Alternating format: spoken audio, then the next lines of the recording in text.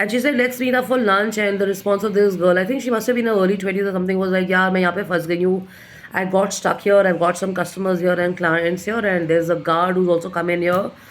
If I don't do the work and I don't bill immediately, then this guard is going to say that I'm a good for nothing. And I'm a calm chore, which is basically someone who does nothing and is good for nothing. I felt really bad for her. And I asked her, I said, what role are you at? And she said, I'm basically in the sales department here.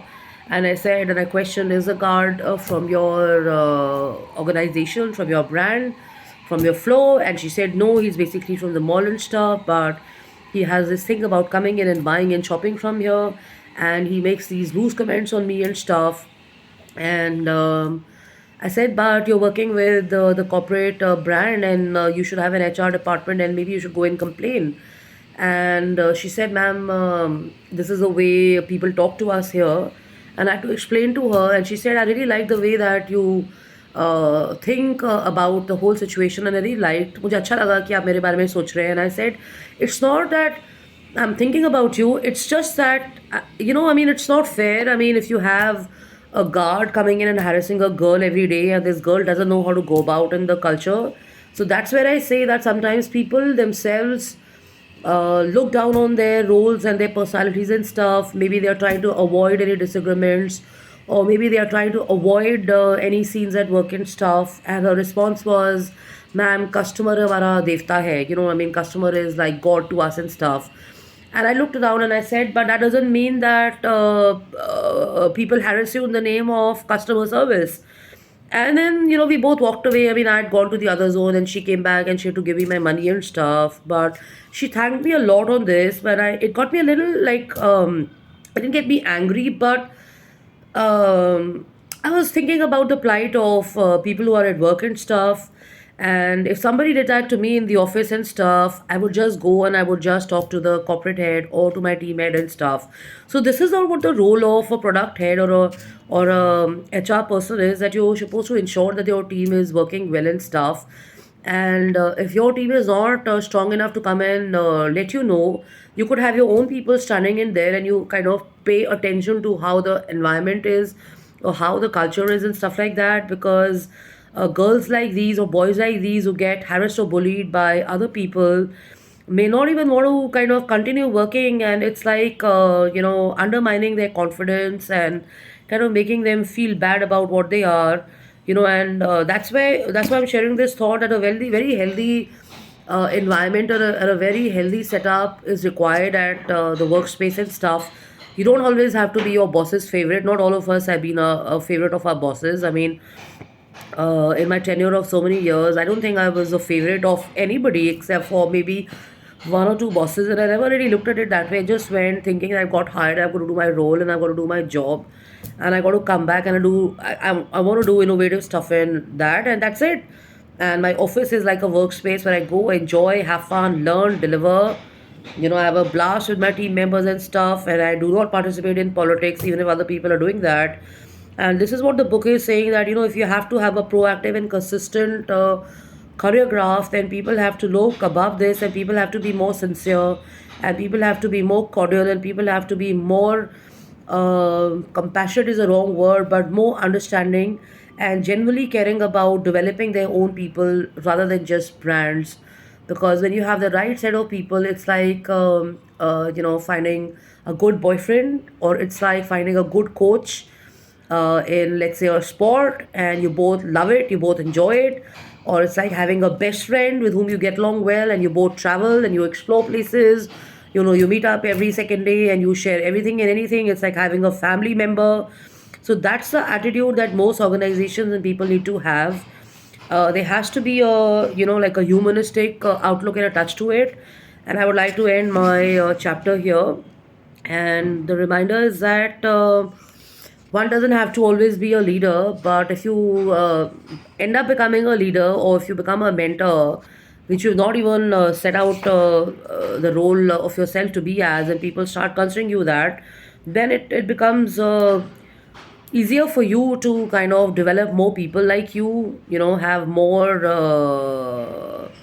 I would say replicas, but basically, if you have people coming into specific roles, you can certainly pass on your values and your ethics and stuff, and whatever knowledge or whatever understanding you have. You may be from different industries, but when lots of minds get together from different lines of work, they can add a different angle, and that can offer as solutions, or that can offer as a development, and that can actually offer in assessing. I mean, that can actually offer you a way to assess how certain people have been or certain people are.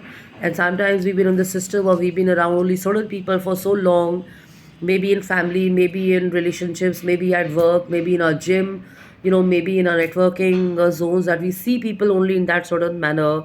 And this is where diversity helps. So I'll keep my I mean, I'll shorten my video now, and takeaway from this is that clean up your personal conflicts daily. Try and have a conversation, have a chat.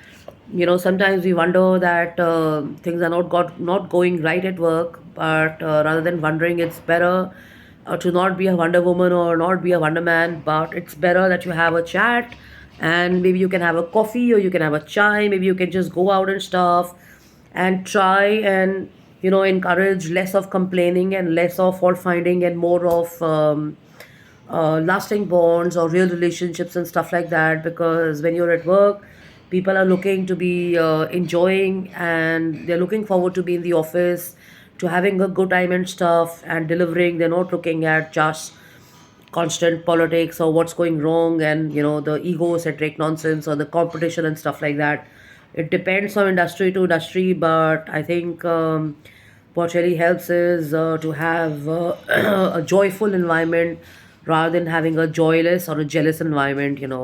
So think about it, ponder about it. Big teams are usually full of other people, but if you can find like-minded people or similar people with different values, but who kind of understand where you're coming from, then it's easier for all of us to go forward and kind of consider our workspaces as places where we spend maximum time, we get paid, we learn a lot, we enjoy a lot.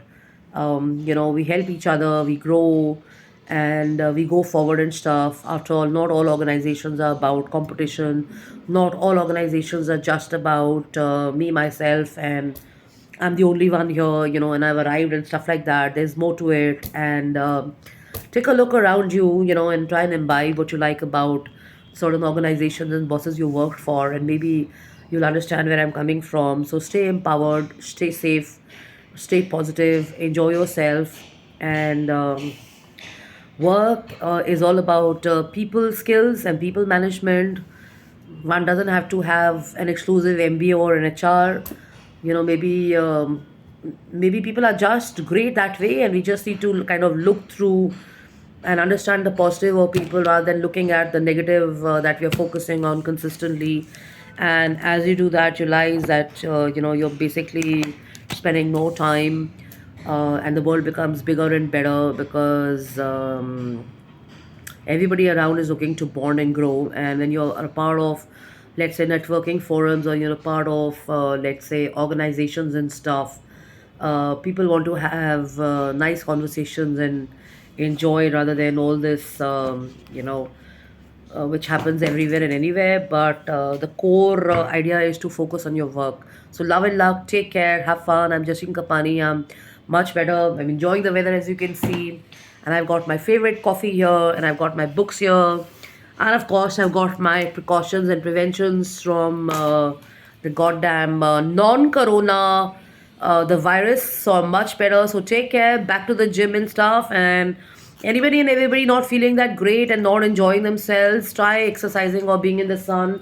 That'll help you any day better. And get some sleep and enjoy, and read a little bit, listen to some favorite music and stuff, and meditate, and you're going to feel great, and you're going to feel good, and have a blast. We got like 3 4 more days for the weekend to happen, so maybe you can plan yourself for the weekend, and that will give you the much way forward activity and action that you're missing out in the present. So love and luck, take care, have fun, sayonara, bye bye. jashinkapani.im@gmail.com, that's my email address. I'm on social media, and you can email me. And if there are any new people who are messaging me and stuff, I do not reply to people I don't know.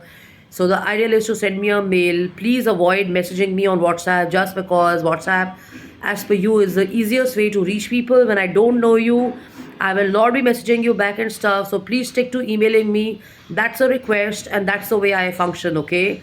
So love and love. Take care. Have fun. Bye bye.